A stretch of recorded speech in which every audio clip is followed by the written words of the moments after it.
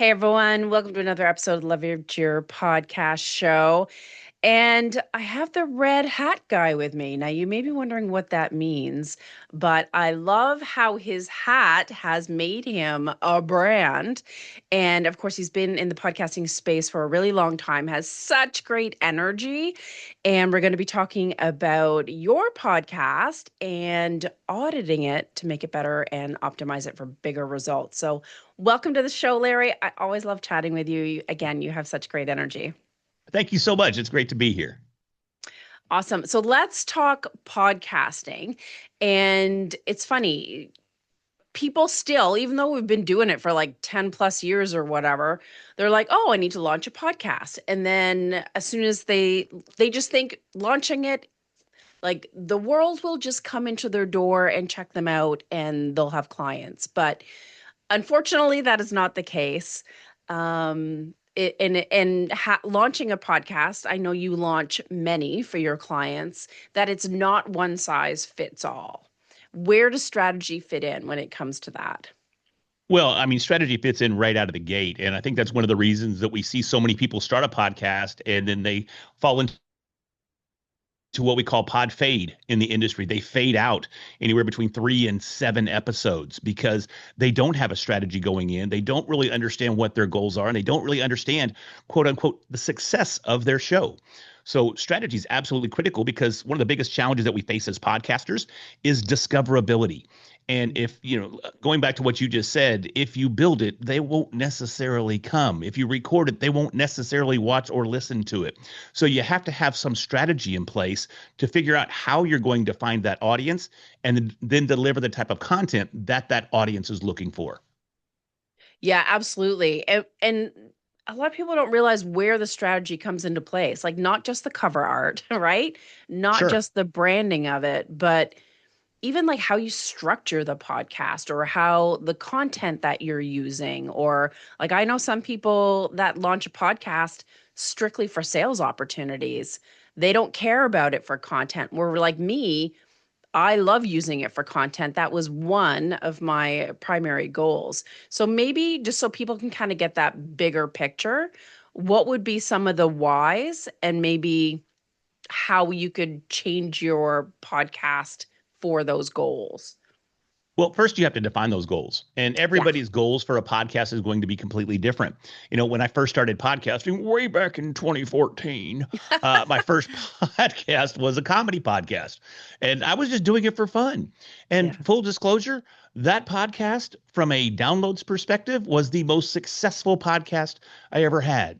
And it was fulfilling my goals. It was making me laugh. It gave me an opportunity to get on stages. We took the podcast to a stage show. Wow. That stage show ran for several years. Then it changed into an open mic for comedians here in the Dallas-Fort Worth area and eventually blew up to be the largest open mic in DFW outside of the comedy clubs. And it ran for years and years and years. So, quote unquote, I would say that's successful for a podcast. Now, on the flip side of that, the podcast that I have today called Branded, we use that to potentially find clients. Mhm. So our goal is to reach out to those folks that need some help with their personal branding and help them accomplish their branding and their marketing goals. So the strategy is completely different on both of those types of shows. And I think a lot of people make the same mistake that I made in that I had Joe Rogan delusions of grandeur. I just Mm. knew because it came to a point with that comedy podcast. I was still in corporate America at the time. And that podcast is what we would call blue. Now, if you're not familiar with what the term blue means, it means there were some naughty words in there and some naughty jokes that were in there. And even the name of the show was an innuendo. So it grew to the point where people were wearing the merch for the show to the office.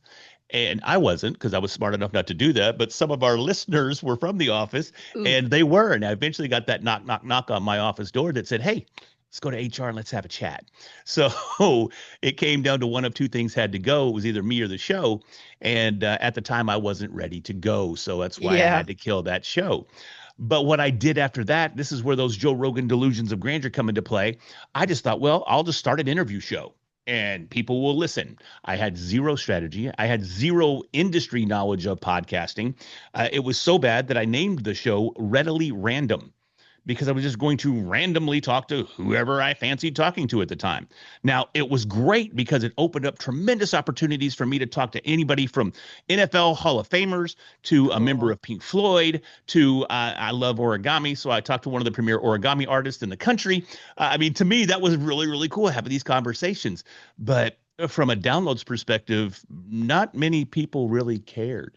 I had a couple of one-offs that did fairly well because of the guest, Hmm. but I didn't have any kind of strategy in place to leverage the show so that people would return each and every week, regardless of the guest. And I think the problem, well, one was the name, right? So nobody knew what the heck a readily random podcast even meant.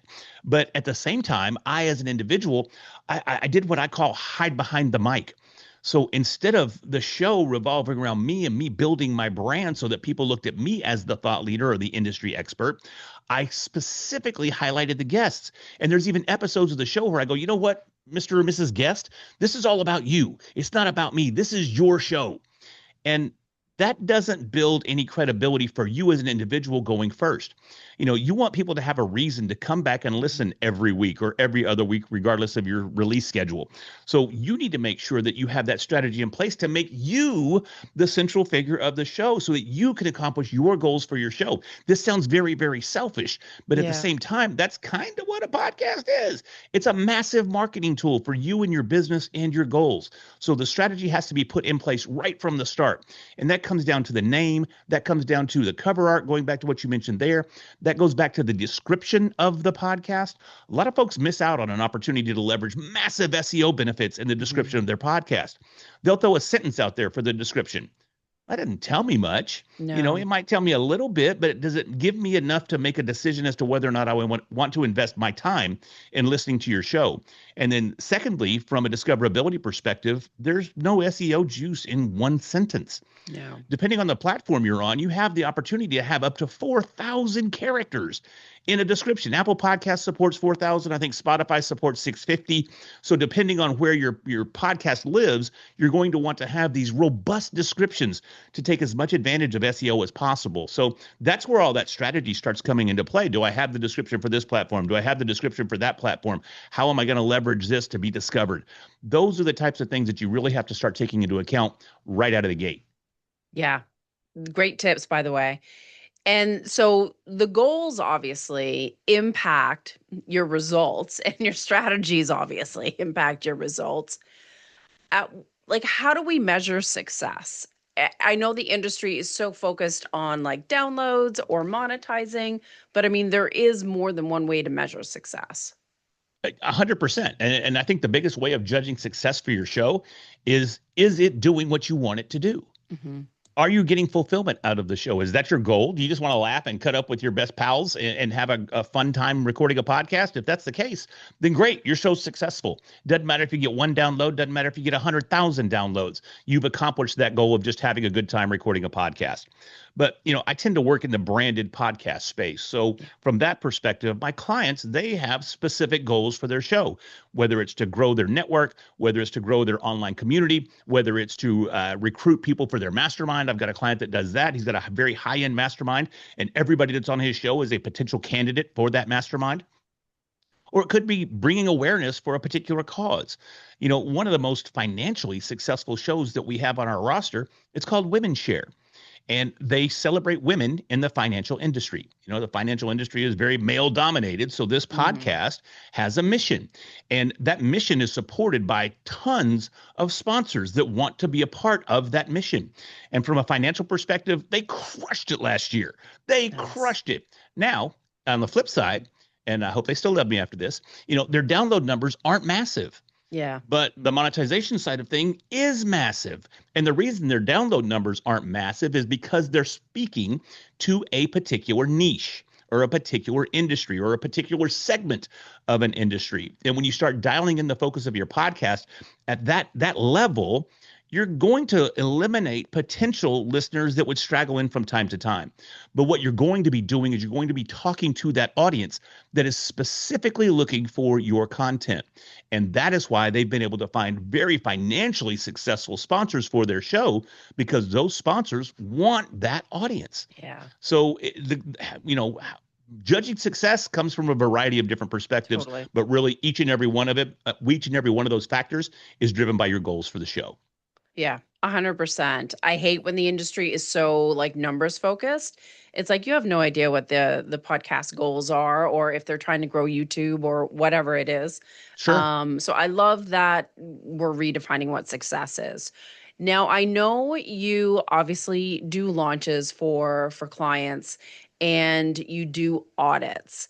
Hmm. And audit can feel like a scary word, but to me, it's finding the gaps or the holes that are easy to fix so that Sure. you can get better results. Um, so let me backtrack a little bit and just ask like at what point do we even care about an audit? Is it like a year in? Is it like, oh, this isn't working for me? Like, is there a right time? I don't know that there's a wrong time. If you didn't have a coach that helped you launch the podcast and Yeah, at least do things within like industry standard levels, then an audit may be viable right out of the gate. true. And a lot of times too, an audit is much less expensive than a full-blown podcast launch. So Hell if you yeah. were to launch the show and you're like, I don't know if I'm doing all this quite right, an audit could be the way to go right out of the gate and give you everything you need to know of what you can do to make some little tweaks and changes to your show to move forward. Now, one of the things that we do with our clients is that we do reviews slash, we won't call them a full blown audit, but we'll do a review every quarter. Mm, And occasionally we'll do a full audit at the end of the year just to kind of see where they're at and where they want to go. Because as a creator, your goals may change as you totally. build your show and as you learn more about the industry and as you learn more about podcasting and as you become more proficient at what you're doing, like having a conversation with a camera here or having a higher quality microphone, it's going to vary. So, again, I don't think there's a wrong time, but there could be, if you're a seasoned creator, maybe once a year, once every 6 months could be a really, really good time to take a look at things at a very, very deep level. Yeah. That's a great point in launching and just kind of like double checking that you had, you do have your best foot forward, so to speak. And I find too, like as entrepreneurs, we like, have a vision and we build things. And once we've built it, we're like, that's good now. I'll just keep doing my thing. But you're right. Like your offers change, your focus changes, like so many things change. And even like economics, maybe even your avatar changes a little bit Sure. and to have an outside view looking in objectively to find those holes, I think that is so important. Yeah, I don't disagree. And the audit that we do in house here is super, super extensive. I think we look at 21 different components of the Oh podcast. wow. And you're like, how are there 21 components of the podcast? Well, there I are, I know. You're promise you. freaking everyone out So, right now. but we look at everything from the show title to the cover art, and I think a lot of people miss out on tying those things together because both of those immediately, that's what gets you your attention right out of the gate. Mhm. So if you don't have an engaging title that delivers on what we call the unique listening proposition of your show or the value proposition of your show, if the title doesn't reflect that and the cover art doesn't reflect that, you're probably going to have a hard time getting people to click on the podcast. Got stuck there. You're probably going to have people have. I'm just. We're going to Reset. start over. You're You're so probably passionate about what you want to say, you want to get it all out at It's just once. it's just like la, la, la, la, la, la, la. But no, you're gonna have a hard time getting people to listen or watch your show if you don't Yeah. have that unique listing proposition in the title and the cover art. So those are two things that we look at right out of the gate, along with going back to that description. You want that unique listing proposition to be clearly defined in that description as well. So those are just the top three that we start off with. Yeah. Something else that we do that I find people stumble across from time to time is eliminating brand confusion. You may name your show something, and there may already be two or three shows that have Right? that name as well. And that could lead to significant brand confusion, and you may be losing listeners because they're clicking on other shows instead of Mm, yours. So, those are some of the things that we look at right away. But we dig deep too into the audio quality, the video quality, the delivery technique of the podcast host. So, we look at everything. And then once we're done with that, we always include usually 10 to 12 different action items that oh you can nice. implement right away to start seeing some improvements in your show. That's awesome. And I was going to ask you something here. So when you talk about all those different pieces that you're auditing, um like how tech savvy, like I guess how technical do you get? Are the changes actually simple? And do you ever get resistance? Like I find people are like, "Oh my God, rebrand a podcast. I can't do that." It's interesting. Out of all, we've probably done over 100 podcast audits over the years, and I've never had any resistance whatsoever. Nice. It's been tremendous because we go beyond just industry standards, Mhm. and my ears are a little sensitive, and if I hear too many ums or ahs or uhs or pauses, unlike what I just did 2 minutes ago, I'll let you know you're umming and you're on a little bit too much, and you probably want to edit that out. But from a technical perspective, we don't typically get real technical. About as far as we go with technical is equipment. We Mhm. will name specific gear that we would recommend that you Oh, upgrade to okay. if you need to upgrade your gear, something like that. And it maybe even give links to an Amazon page that has that gear on it, so it makes it easy for you to find it. Mhm. But we don't get super technical. I mean, we don't get into talking about the decibel levels of the audio or anything from an audio engineering perspective or anything like that. We can if you want to go that deep, but we typically don't because most of your average Yeah. podcasters they're not in tune with that in the first place. So Yeah, it can, I know. And so many people when they're starting off on launching a podcast are so focused on the equipment. It's yeah. like there's so many other pieces that you need to worry about. The Um biggest thing is just getting started. In all yeah. honesty, worry about the equipment later. I Yeah. started off with a Yeti Snowball, Same. and I and I had a co-host, and we had one mic, and we took that Yeti Snowball off the little tripod that it comes with, and we cupped it ever so gently in our hands, and we said what we had to say, and then we gently passed it to the other person. They said what they had to say, and then they passed it back. So I That's mean, crazy. it is crazy. It's ridiculous. But back then I was doing voiceover work, and I wanted to clearly enunciate everything we said, and I wanted the audio to be as precise as possible. But I had no idea of what equipment to buy, so Mm, that's why we would say it, and no popping of our P's or we don't want any plosives in there. We didn't want anything like that. No breathing into the mic. Just say it and hand it back. And it was the most ridiculous thing ever. But the bottom line is we got started. yeah, everyone has to start somewhere. It's like you even look at like Marie Forleo, who like her videos are like absolutely impeccable. But like if you dig, like there's videos of her in her kitchen and like there's kids in the background or whatever. It's like everyone has to start somewhere. So you just have Yeah, to and do it. the whole podcasting thing's a journey. Content creation is a Hmm. journey. And if you aren't able to look back after episode 100, which ideally everybody makes it to at least 100, if you don't look back at episode 1 and see a massive massive Hmm. difference in how you were on episode 1 compared to 100, then maybe podcasting is not for you. Yeah, you need to cringe a little bit. Oh man, Lord knows I I do. that very first podcast that I talked about, I have one episode left because I had to purge it from the internet because it was just Oh it my was it gosh. was it was pretty rough. And I'm like, I don't want anybody hearing this, so I had to kill it.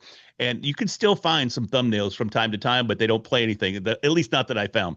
But I do Yeah, have one episode saved on my machine, and every once in a while I'll go back and I'll listen. I'll be like, oh my Lord, I have no idea how this ever did anything. It is so bad. I know. It's so funny, but it's good to see the progress. Yeah, Now, I know, 100%. yeah, part of your auditing, I love how holistic it is. And you look at finding opportunities for growth or even revenue opportunities. And I Sure. think, again, with the auditing, a lot of people look at like the logistics, like the pictures, the copy, the SEO, and don't necessarily look at those opportunities. So I'd love for you just to kind of like dive into that a little bit, just so people know what's possible. Yeah, I mean, honestly, anything is possible. And it really comes down to going back into the audit a little bit deeper. We don't just look at the surface level, unique listing proposition, that sort of thing, but we actually start looking at the content that you're creating as well, and Mm, as how you're marketing that content as well. yes. Again, going back to discoverability being a podcaster's biggest challenge, that's a critical component to each one of our audits is how are you going to use this to accomplish those goals? And we dig deep. We look at every social media platform. We look for you on every social media platform. And if you're not on a particular platform, then we'll give you advice as to how that could potentially help you grow your show as well, depending on the audience. From a social perspective and discoverability perspective, you want to go where your audience is. Yeah. And depending on the show and the type of content you're creating, your audience may live on different platforms. I'm a Facebook guy. I'm 52, almost 53 years old. So I'm old and I'm hanging out on Facebook because that's where all the old people hang out, right? But that's where I get a lot of my traction. That's where I get a lot Yeah. of attention. That's where people listen to my content. That's where that just works for me. But it's not going to work for a lot of people. A lot of our clients, as I mentioned before, they're branded podcasts and they're using those for their businesses. So LinkedIn is probably Yeah. the best place to be marketing their particular show. I got scolded the other day. I gave a talk and it was actually like a workshop. So I gave a talk and went and sat down back in the audience, and another lady was giving a talk about social media. And I said, "Do you have to be on Instagram?" Because I don't like Instagram. I don't know why. I don't know why I hate Instagram. I just Same. hate I it. don't like it. I do it, It's but just I not don't my like it. jam. Well, one of the other ladies in the workshop, she raised her hand and she goes, Larry, I got to tell you, because I had given a talk to this group before. She goes, the first time you gave a talk, I really liked what you had to say and I wanted to learn more about you. So I went over to your gram and she goes, real talk, there wasn't nothing there. And I was super disappointed. So I was blown away, A, because I got scolded in front of everybody and I was embarrassed. But B, is that my audience is on Instagram as well. Yeah, So your audience may be some places that you don't really think they are. that's So true. it's really important to dig deep into those platforms and find out if your audience is there and whether or not there could be advantage to you being on those particular platforms. So those are some of the things we do there from a growth perspective and an additional discoverability perspective. We also, in the audit itself, we look at the delivery technique of the host. We look at how they show up on camera. We look at how they show up Mhm. in our ears. So we give coaching there as well. If you're not great on a mic, we'll give you some pointers on how to Nice. improve your performance on a mic. A lot of folks don't understand. They go, when they hear me talk and I don't get tongue tied, I typically speak fairly well. But over the years, I've invested a ton of money to learn how to use my voice. I've did voiceover. I took all kinds of voiceover lessons and did voiceover workshops. I started Toastmasters when I was about 20 Oh, and stayed in wow. Toastmasters for years. And I'm not in there now, but that's where I got my start was in Toastmasters at about 20 years old. I used to teach karate at one of the big karate schools where I'm from. And the owner of the school wanted all of his instructors to go to Toastmasters because he wanted Interesting. them to be well spoken. So that was a requirement. So I got started there. I don't have a lot of college under me. I got like 6 credit hours, and 3 of those were in a speech class. So, Hmm. so half of my college career was, which was only one Yeah. semester, was in a speech class. So I've taken that. I've taken comedy lessons. I've done improv. I've done comedy. I've been on stage. I've been on open mics. I've done all these things to improve my skill sets so that when I deliver my content, regardless of the stage I'm on, whether it's the stage that I'm on right now on a podcast or whether it's on a stage in front of 2,000 people, I'm able to speak clearly and deliver the value proposition of my content in a way that people can receive it. Yeah. So that's something that we'll look at as well. We'll help hosts improve the way that they're talking, the way they're delivering the content, and the way they're delivering that value proposition for their audience. That's so good. I mean, we've been through so much today, and it's like, just for me, it's like I want to show people how many different areas of the podcast that you Sure. can improve, that you have control. It's not necessarily up to, like, the Apple iTunes gods.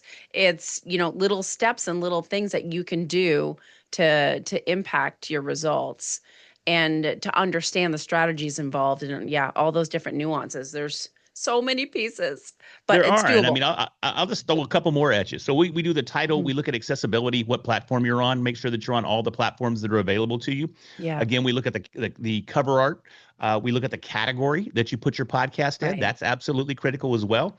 Take a look 100%. at the description, take a look at the trailer episode, look at your target audience, ratings and reviews of your show, episode titles, the intro, the outro, the call to action, the frequency and consistency of delivering the content. And I mean, that's just half of what we look at there. Yeah, I'm not going to laundry list the whole thing, but I mean, we that's a literally lot. look at everything that could possibly impact your show and help you make those improvements where we see some holes in your game. Love it. That's so good and so comprehensive. Now, the most important thing here, Larry, is to let people know where they can get an audit, and so that they can get help and yeah, get more ROI from their podcast. Sure. I'll tell you this right now that anybody that listens to this podcast and reaches out for an audit, we'll give them a discount. Typically, they're Nice. 4.99, but we'll do it Mhm. for 3.50 for anybody listening to this show. So Sweet. if just head over to larryroberts.com, the audits are available to you there, or you can shoot me an email at larry@larryroberts.com. I try to keep it super, super simple. Yes. Tell me you heard about the audits on this podcast, and I'll make sure you get that discount, and we'll get you taken care of. Yeah. Good deal. I so appreciate you and your wisdom, and I'm glad that we've met. And yeah, I appreciate you. Thank you so much. It was great being here. Awesome, folks. I hope you got a ton of value from this episode and have some key steps to improve your podcast. And of course, if you do need help, go to larry@larryroberts.com and email him there.